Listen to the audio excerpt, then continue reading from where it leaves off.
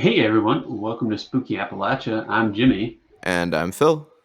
So this week we have a story sent over to us by a fan who had an interesting encounter with a winged humanoid back in October of 1983.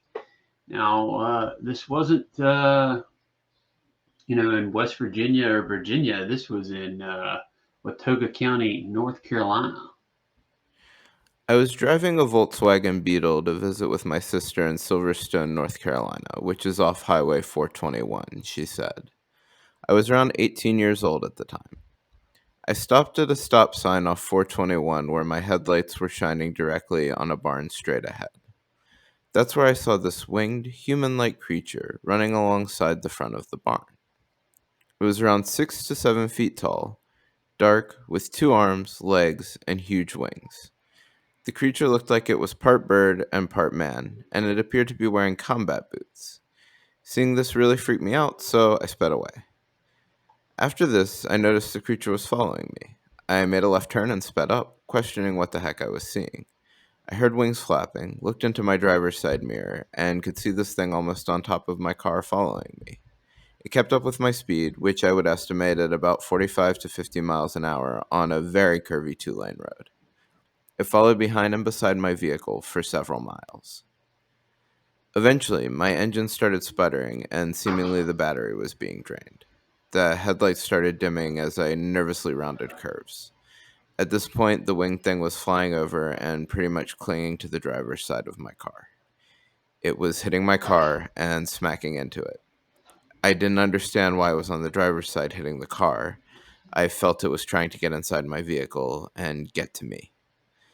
I don't remember what happened immediately after this. I was out of it and came to several hours later and had gone around several curves.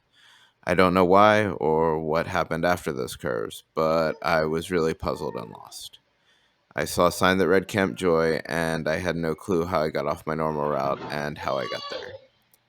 When I got home, I realized what the time was. I was puzzled even more by this. The trip that usually took about 20 minutes coming back from my sister's took 4 hours. When I realized all of this, I felt sick. To this day, I'm still not sure what happened. Wow. It kind of starts off sounding like more like a Mothman type encounter because the creatures meets kind of matches the descriptions of the early Mothman sightings. Yeah, You yeah, it know?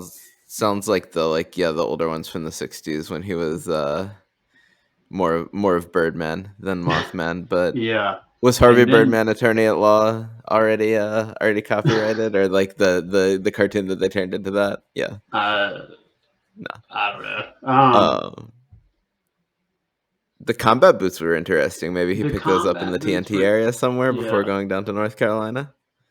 I mean, it was a military institution or Yeah. location. Also, the end of this thing, kind of, the lost time sounded like a UFO abduction type thing. Yeah, that was kind of which that sort of gets put forward as like a I guess a theory for a lot of the cryptids, right? Like I know Braxy especially, but Yep. like yeah. Well, there's a lot of people that think all these things are connected and aliens along with it, or what we think are. I don't know.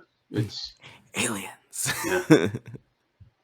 Um, hard to say.